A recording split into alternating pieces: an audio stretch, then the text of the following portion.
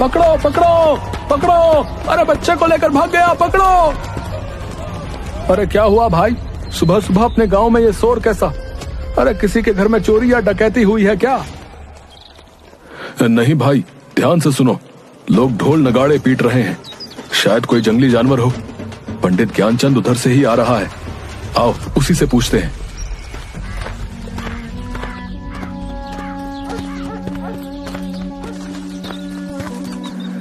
पंडित जी, ये कैसा शोर है? कोई जानवर गांव में घुस गया है क्या? अरे नहीं भाई, आज गांव से फिर एक बच्चा कोई जानवर पकड़कर जंगल में ले गया। हे भगवान, अब तो हमारे बच्चे अपने गांव में भी सुरक्षित नहीं हैं। पता नहीं क्या होने वाला है। सुन रही हो भाग्यवान, बंकू से कहना घर में ही रहे, इधर उधर खेलने ना जाए। पता नहीं जानवरों का यह आतंक गांव से कब खत्म होगा। सरताजपुर गांव में लगभग 6 महीने से जंगली जानवरों का आतंक बना हुआ था। इस कारण शाम होते ही गांव के सभी लोग अपने अपने घरों में दुबक कर बैठ जाते थे। कोई भी नहीं जानता था कि कौन जानवर ऐसा कर रहा है। कोई भालू का आतंक बताता तो कोई सियार का, कोई जंगल के राजा शेर को इसका जिम्मेदार ठहराता। इसी कारण सरपंच हुकुमचंद ने चौपाल पर एक सभा बुलाई थी। प्यारे गांव वासियों, जैसा कि आप जानते हैं कि पिछले 6 महीने से रोज कोई जानवर हमारे बच्चों को जंगलों में ले जाकर मार कर खा जाता है। हम उसी पर चर्चा के लिए आज यहाँ पर एकत्रित हुए हैं। सरपंच जी, आए दिन हमारे गांव से बच्चे गायब हो रहे हैं। अगर ऐसा ही चलता रहा तो गांव के सारे बच्चे मार डाले जाएंगे। हमें कुछ ना कुछ तो करना ही होगा। इसके लिए हमें पहले पता लगाना होगा कि कौन जानवर ऐसा कर रहा है, ताकि हम लोग उस जानवर से छुटकारा पा सकें। यही ठीक रहेगा, क्योंकि जंगल में तो सैकड़ों जानवर हैं। हम किस किस को अपना निशाना बनाता रहेंगे? लेकिन इसका पता लगाएगा कौन कि किस जानवर की यह करतूत है? इसके लिए एक दल बनाना होगा जो जंगली जानवरों के गांव में प्रवेश पर नजर रखेगा। हाँ, यह ठीक रहेगा। मैं और कल्लू बाबा दोनों मिलकर रात में पहरा देंगे और पता लगाएंगे कि कौन सा जानवर हमारे बच्चों को गायब कर रहा है। तो ठीक है, फिर अगर तुम दोनों पता कर बता देते हो तो तुम्हें गांव की तरफ से 100 स्वर्ण मुद्राएं मिलेंगी, ठीक है? मरेगा, एक दिन सब मरेगा।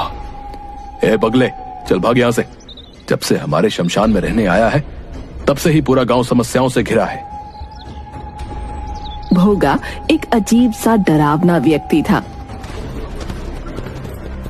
जो पिछले 6 महीने से शमशान में आकर रहने लगा था।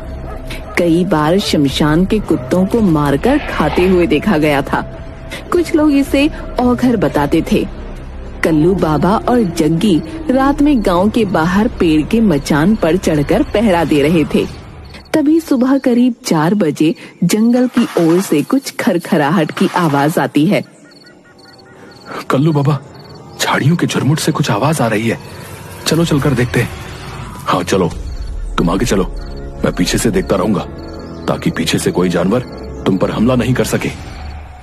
अरे कल्लू बाबा, तुम तो बाबा हो, भूत पिशाच को तो तुम अपने झोले में रखते हो। तुम आगे चलो ना, मैं तुम्हारे पीछे रहूंगा। ठीक है, लेकिन तुम पीछे मजबूती से डंडे पकड़े रहना। जैसे ही कोई आहट हो सतर्क हो जाना। चलो आओ मेरे पीछे।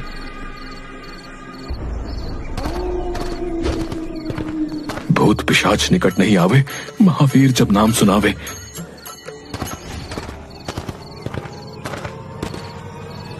तभी जग्गी के पैरों में कुछ लताएं उलझ जाती हैं, जिन्हें निकालने के लिए जग्गी कल्लू बाबा के कंधे पर हाथ रख रोकता है।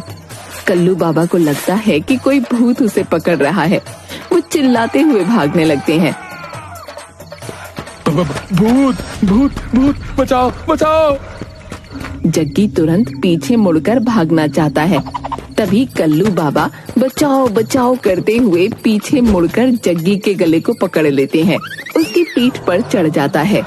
जग्गी को लगता है कि सचमुच भूत उसकी पीठ पर चढ़ गया। वो पूरी ताकत से दौड़ पड़ता है और लताओं से उलझकर कल्लू बाबा के साथ ही गिर पड़ता है। बचाओ, कल्लू बाबा बचाओ, मेरी पीठ पर भूत चढ़ा है, मर गया रे। अरे मेरे बाल बच्चों का क्या होगा? अबे चुप, पीछे से कंधे पर हाथ रखकर मुझे खुद डरा दिया और अब चिल्लाकर और डरा रहा है। बड़ा बाबा बने फिरते हो, भूत बैताल प्रेत पिशाच सभी को अपनी चोटी में बांध कर रखते हो और कंधे पर हाथ रखते ही डर गए। होगी बाबा कहीं के। रुको रुको, गौर से ये आवाज सुनो। लगता है सचमुच कोई खूंखार जानवर हमारी तरफ ही आ रहा है। देख क्या रहे हो, भागो। दोनों भूत भूत चिल्लाते हुए गांव की ओर भागते हैं। सुबह होने ही वाली थी। कुछ लोग चौपाल पर आग ताप रहे थे। उन्होंने दोनों की आवाजें सुनी तो उनकी ओर लाठी डंडे लेकर दौड़े। बचाओ बचाओ, भागो भागो, पीछे भूत आ रहा है। अरे कौन सा भूत? अरे कैसा भूत भैया? तुम्हारे पीछे तो कोई नहीं है। अरे है, अरे सुनो आवाज सुनो, वो इधर ही आ रहा है, भागो। आवाजें लगातार बढ़ती ही जा रही थीं। सभी डर के मारे अपने अपने घरों में बंद होकर सहमे हुए खिड़की से देखने लगते हैं। तभी बंकू अपने घर से एक डंडा लेकर बाहर आता है। बेटा घर के अंदर आजा, देखो ना जी अपना बंकू बाहर चला गया है। अरे बेटा बंकू अंदर आजा, देख बेटा सभी लोग अपने अपने घर के अंदर हैं। नहीं पिताजी, हमारे कई दोस्त गायब हो गए हैं। आज हम भी देखेंगे कि कौन है जो हमारे गांव के बच्चों को गायब कर रहा है। मरेगा, सब मरेगा। तभी उधर से जुगनू की आवाज आती है। बंकू, अरे भैंसिया का रस्सी पकड़, अरे आधे घंटे से पूरा गांव दौड़ा रहा है। बंकू भैंस की रस्सी पकड़ लेता है। भैंस के पैर के पीछे एक बाल्टी फंसी हुई थी, जिसके ईंट पत्थर से टकराने से आवाज निकल रही थी। भैंस तो मैं द्वार पर बांध कर आया था, फिर ये खुली कैसे? वो माँ ने कहा कि बाहर भैंस को ठंड लग रही होगी, उसे गौशाला में बांध दो। भैंस बिदक कर भागने लगी, भागते हुए उसके पैर में बाल्टी फंस गई। जग्गी और कल्लू बाबा, है? तुम लोगों के डरपोक होने के कारण आज पूरा गांव भयभीत हो गया भाई। वो तो बंकू ने बहादुरी दिखाई, लेकिन बात तो यही है कि आखिर बच्चों का शिकार कौन कर रहा है? तभी सेठ मंगत लाल रोते रोते आता है। सरपंच जी, मेरा बेटा सुधीर घर पर नहीं है। नौकरों ने बताया कि सुधीर को शेर दबोच कर ले गया है जंगल की ओर। हाय मैं लुट गया, हाय मैं बर्बाद हो गया, मेरा इकलौता बेटा। धैर्य रखो मंगत लाल, धैर्य रखो। हम सभी उसी का उपाय ढूंढने के लिए यहाँ इकट्ठा हुए हैं। सुधीर मेरा भी दोस्त था, हमें उसे ढूंढना ही होगा। बंकू घर में बिना बताए जंगल की ओर चल देता है।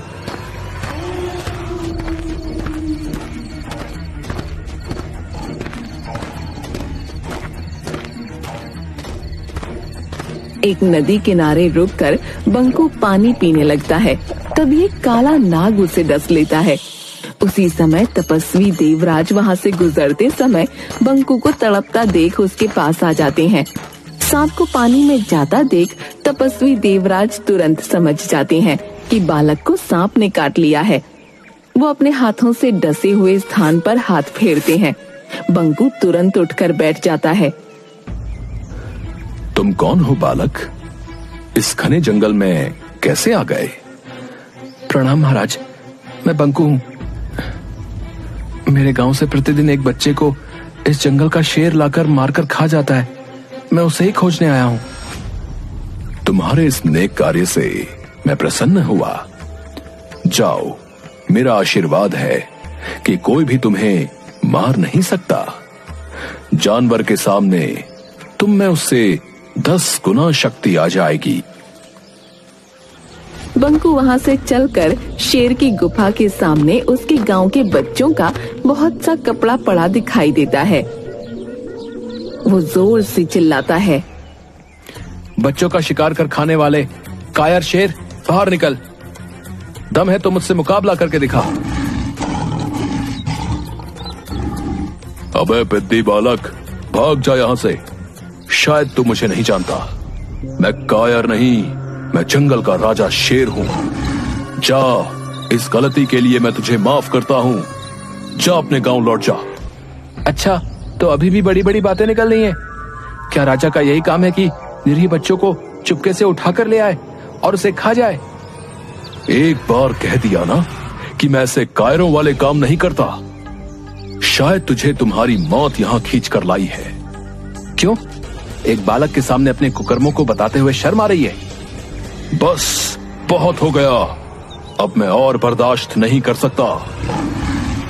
शेर छलांग मारकर बंकू को दबोच लेता है। दोनों में गुत्थम गुत्था हो जाती है, लेकिन कुछ ही पलों में बाजी पलट जाती है।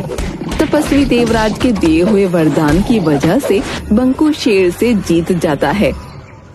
कौन हो तुम बहादुर बालक, और मुझ पर ऐसा इल्जाम क्यों लगा रहे हो? मैं सरताजपुर में रहता हूँ, जहाँ से तुम कल भी मेरे दोस्त सुधीर को दबोच कर ले आए हो, जिसका प्रमाण तुम्हारी गुफा के सामने पड़े कपड़े हैं।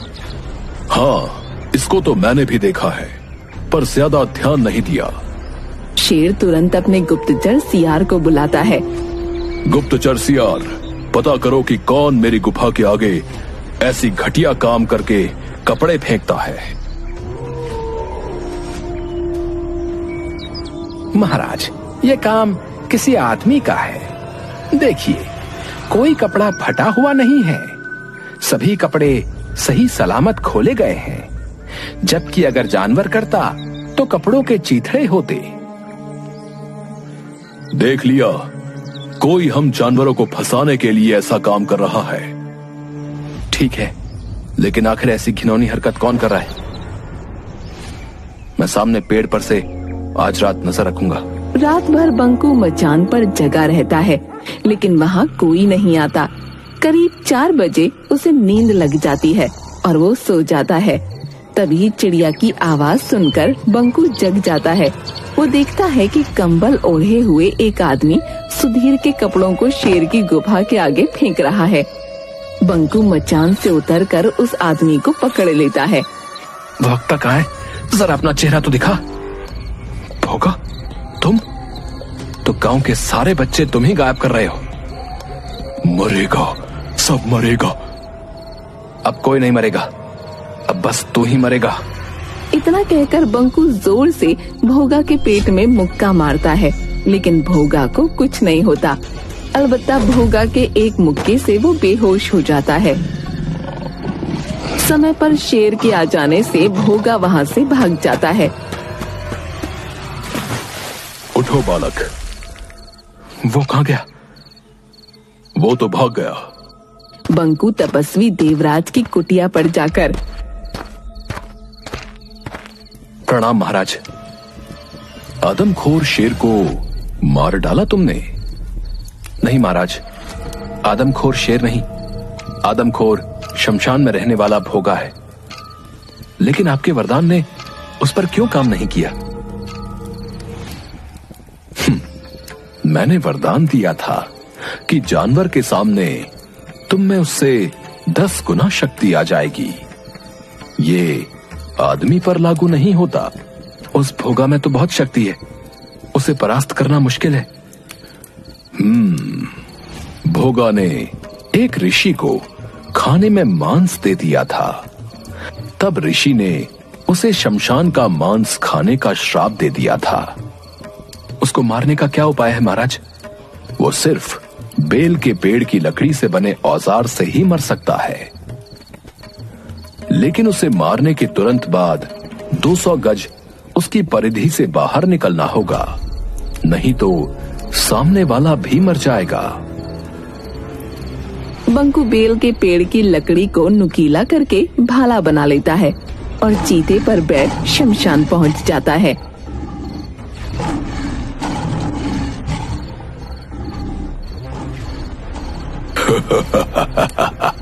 आ गए, आज तेरी मौत तुझे यहाँ खींच लाई है।